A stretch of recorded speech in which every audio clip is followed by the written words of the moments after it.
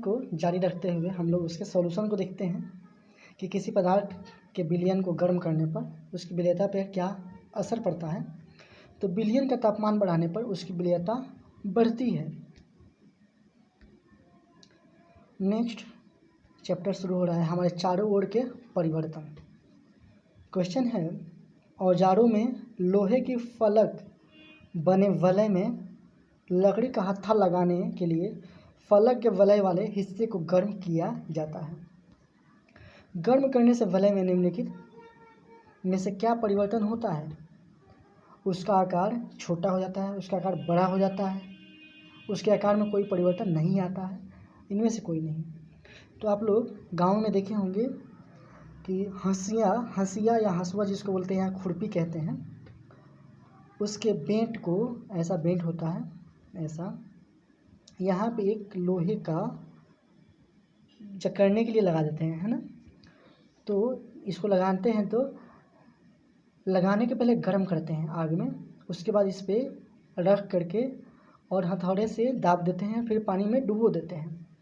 जब गर्म रहता है तो ये फैले हुए अवस्था में रहता है और जैसे ही इसको पानी में डालते हैं तो सिकुड़ जाता है। सिकुड़ने पे ये लकड़ी को और जकड़ लेता है और फिर इसमें जब हम लोग हंसिया घुसेड़ते हैं या खुरपी इसमें तो ये फटेगा नहीं लकड़ी, तो इससे क्या हो जाएगा, इसका आकार बड़ा हो जाता है। उत्तर की एक्सप्लेनेशन देखते हैं। औजारों में लोहे के फलक में एक वलय होता है, वलय यानी ऐसा रिंग होता है जो अभी हम लोग बेट में हंसिए या खुरपी के बेट में देखे थे, जिसमें लकड़ी के हत्थे को फंसा दिया जाता है। साधारणतया इस वलय का आमाप यानी साइज लकड़ी के हत्थे के घेरे से थोड़ा छोटा होता है।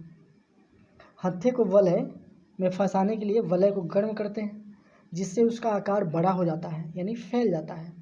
अब हत्था आसानी से इसमें जड़ दिया जाता है यानी इसमें फंसा देने पे ऐसा हो जाता है। और जब वलय ठंडा होता है तो सिकुड़ जाता है जिससे यह हत्थे पर कस जाता है।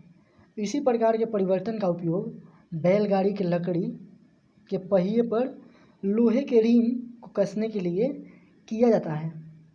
तो जो लकड़ी का ऐसा चक्का होता है पहिया, इस पे यहाँ रिम लगाने के लिए इस्तेमाल करते हैं। इन पर विचार करना है। कागज़ का जलना, दूध का दही बनना, नमक का पानी में घुलना, कुम्हार द्वारा मिट्टी के ढेर को बर्तन में बदलना। इनमें से कौन है जो रिवर्स्ड यानी उत्क्रमित परिवर्तन है। तो रिवर्स मतलब जिसको वापस से बना सकते हैं। तो कौन सा है जिसको वापस से बना सकते हैं। कागज़ का जलना, कागज़ जब जल जाए तो वापस बना सकते हैं, नहीं बना सकते हैं। दूध का दही बनना, और दूध जब दही बन जाए तो वापस दूध बना सकते हैं, नहीं बना सकते हैं। नमक का पानी में घुलना, तो ये कुछ हद तक हो सकता है। अलग बात है कि नमक की मात्रा कम हो जाएगी लेकिन उसमें बहुत सारा समय लगेगा। जैसे जब हम लोग नमक बनाते हैं तो समुंदर के पानी को इकट्ठा करते हैं एक सतह पे और वहाँ नमक बनता है वाष्पन के द्वारा। कुम्हार के मिट्टी को बर्तन में बदलना, तो फोड़ने पे उसको फिर से हम लोग तोड़ने पे फिर वो मिट्टी में परिवर्तित हो सकता है। तो ऑप्शन 3 और 4 जो है पॉसिबल है यानी रिवर्स्ड हो सकते हैं। तो 3 और 4 किस में है, 3 3 4 3 4 इसमें होगा डी में, तो ऑप्शन डी हो जाएगा। कुछ परिवर्तनों को उत्क्रमित किया जा सकता है तथा कुछ परिवर्तनों को नहीं कर सकते हैं। जैसे कागज़ का जलना, दूध का दही बनना, ये परिवर्तन उत्क्रमित नहीं किए जा सकते हैं, जबकि नमक का पानी में घुलना तथा कुम्हार द्वारा मिट्टी के ढेर को बर्तन में बदलना उत्क्रमित किए जा सकते हैं। परंतु कुम्हार द्वारा मिट्टी के बर्तनों को भट्टी में सेकने के बाद हुए परिवर्तन उत्क्रमित नहीं किए जा सकते हैं। तो वो सिर्फ मिट्टी का अपरिपक्व पार्ट ही चेंजेबल है। अब शुरू होता है पौधे को जानिए चैप्टर 7 सातवीं क्लास के विज्ञान में हम लोग देख रहे हैं 7वां चैप्टर पौधे को जानिए। पुष्प के विभिन्न भागों में निम्नलिखित में से कौन से परिवर्तन कौन से सम्मिलित नहीं होते हैं? बाह्य दल, पंखुड़ी, स्त्रीकेसर, पुंकेसर, मूलाकोर। तो पुष्प की बात की जा रही है। पुष्प कहाँ लगा होता है? ऊपर में। जैसे मैंने यहाँ एक पुष्प बना दिया, इसको कट कर दीजिए। यहाँ मैंने एक पुष्प बना दिया, ऐसे पुष्प बना दिया, ये पुष्प हो गया। यहाँ ऐसे ऐसे कर दिया मैंने, तो ये कोई फूल हो गया। तो इसमें बाह्य दल पुष्प में होता है, तो ये होता है। पंखुड़ियाँ होती है, तो ये पंखुड़ियाँ भी है। पुंकेसर भी होता है, पुंकेसर भी होता है। स्त्रीकेसर भी होता है, यस वो भी होता है, स्त्रीकेसर भी होता है। मूलांकुर होता है क्या? नहीं, ये तो जड़ में होता है, तो जड़ में होता है, तो नहीं। कौन सा हो जाएगा? 5, ऑप्शन 5। तो इसमें क्या है? डी में दिया है। आंसर देखते हैं। बाह्य दल, पंखुड़ी, पुंकेसर, स्त्रीकेसर पुष्प के विभिन्न भाग हैं। परागकोश तंतु पुंकेसर के भाग हैं, जबकि वर्तिकाग्र, अंडाशय, बीजांड स्त्रीकेसर के भाग हैं। तो यहाँ पे याद रखेंगे क्या कि परागकोश तंतु पुंकेसर के भाग हैं, और वहीं वर्तिकाग्र, अंडाशय और बीजांड स्त्रीकेसर के, यानी फीमेल और मेल की बात जो है आप समझ सकते हैं। बीज के जन्मने के समय जो भाग मूलज या मूलांकुर से निकलता है उसे जड़ कहते हैं। अतः मूलांकुर बीज से संबंधित है, जो जड़ यानी मिट्टी में रहेगा। पत्तियों के संदर्भ में निम्नलिखित में से कौन सा कथन सही नहीं है? पत्ती में शिराओं का प्रतिरूप यानी शिरा विन्यास कहलाता है। यह जालिका रूपी अथवा समानांतर हो सकता है।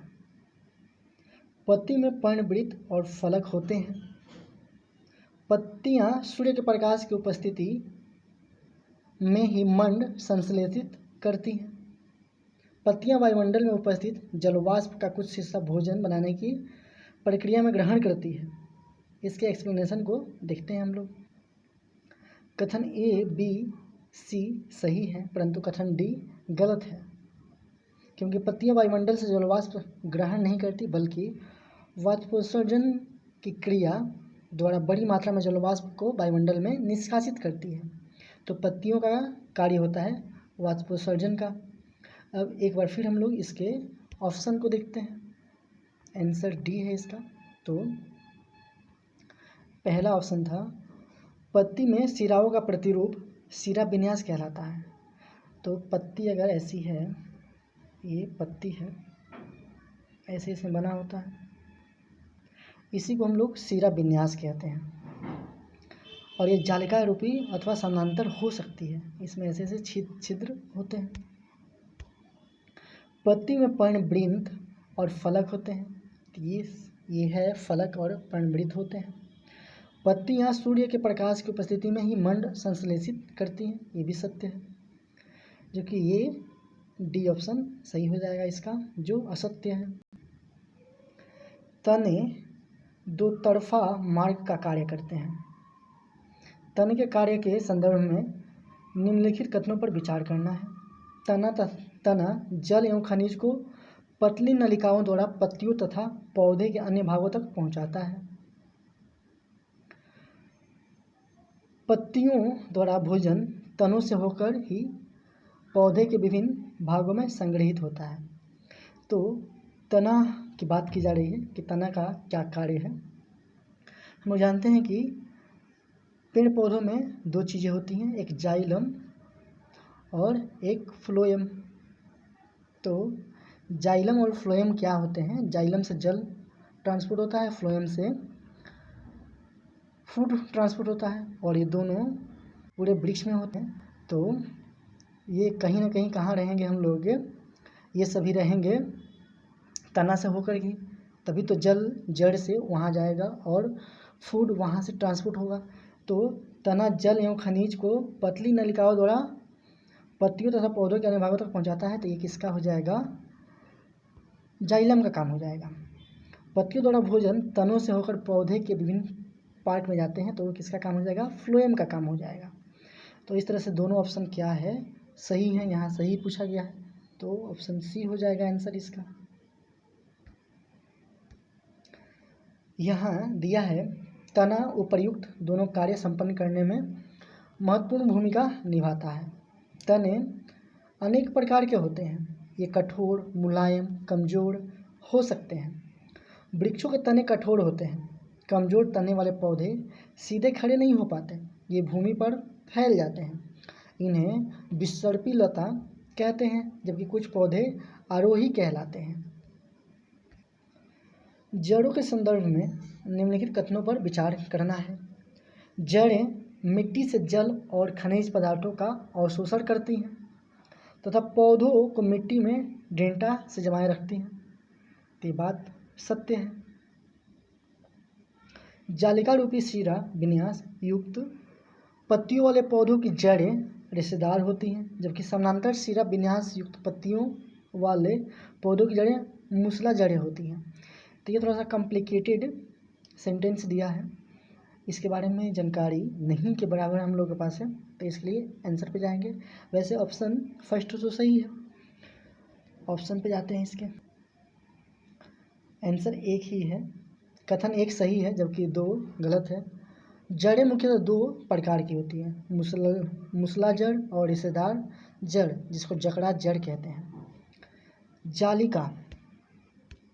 जालिका रूपी शीरा विन्यास युक्त पत्तियों वाले पौधों की जड़ें मूसला होती हैं, यानी जिन पत्तियों की शीरा विन्यास जालिका रूपी होती है उनकी जड़ें मूसला जड़ होती है, जबकि समानांतर शीरा विन्यास युक्त वाली पत्तियों के जो पौधे होंगे उनकी जड़ें रेशेदार होंगी। तो इनको याद रखेंगे हम लोग। निम्नलिखित में से एक जड़ नहीं है, तो इनमें से कौन जो है जड़ नहीं है? गाजर, मूली, आलू, शलजम। गाजर खाते हैं हम लोग, मूली खाते हैं, शलजम भी खाते हैं, आलू नहीं खाते हैं। आलू खाते हैं सब्जी बनाकर, है ना। तो आलू जो है वो एक तना का पार्ट है, जबकि गाजर, मूली, शलजम, शकरकंद और टिपियोका ये सभी जड़ें हैं। इन्हें हम खाने में प्रयोग करते हैं, जबकि आलू को पकाकर खाते हैं। ये तना का स्वरूप है। निम्नलिखित में से कौन से प्रकाश संश्लेषण की क्रिया के लिए आवश्यक है? तो प्रकाश संश्लेषण की क्रिया हम लोग जानते हैं, फोटोसिंथेसिस इंग्लिश में कहते हैं। पत्तियों के द्वारा ये संपन्न होता है। तो पत्तियों में क्या होता है? क्लोरोफिल। तो पहला तो है क्लोरोफिल, और क्लोरोफिल में क्या होता है? मैग्नीशियम होता है। ग्रीन पिगमेंट में जो तत्व होता है मैग्नीशियम होता है, यही रिस्पॉन्सिबल होता है फोटोसिंथेसिस के लिए। कार्बन डाइऑक्साइड तो चाहिए इन लोगों को, वायुमंडल से लेते हैं। ऑक्सीजन तो ये लोग छोड़ते हैं, तो आवश्यक नहीं है ऑक्सीजन। जल चाहिए होता है इन लोगों को, कहाँ से? जड़ से, मिट्टी से। और प्रकाश चाहिए होता है सन से, सूर्य से। तो इस तरह से दिए गए कोड की सहायता से सही उत्तर चुनिए। तो कौन है जो आवश्यक है? 1 2 4 5, 1 2 4 5 सी में है। पत्तियां प्रकाश और हरे रंग के एक पदार्थ क्लोरोफिल, तो ग्रीन पिगमेंट जो है क्लोरोफिल है, की उपस्थिति में अपना भोजन बनाती हैं। इस प्रक्रिया में जल एवं कार्बन डाइऑक्साइड का उपयोग करती हैं। इस प्रक्रम को प्रकाश संश्लेषण कहते हैं। इस प्रक्रम में ऑक्सीजन निष्कासित होती है। पत्तियों द्वारा संश्लेषित भोजन अंततः पौधे के विभिन्न भागों में मंड के रूप में संग्रहित होता है, और इसी का उपयोग जो शाकाहारी होते हैं वे करते हैं, या सर्वाहारी भी करते हैं।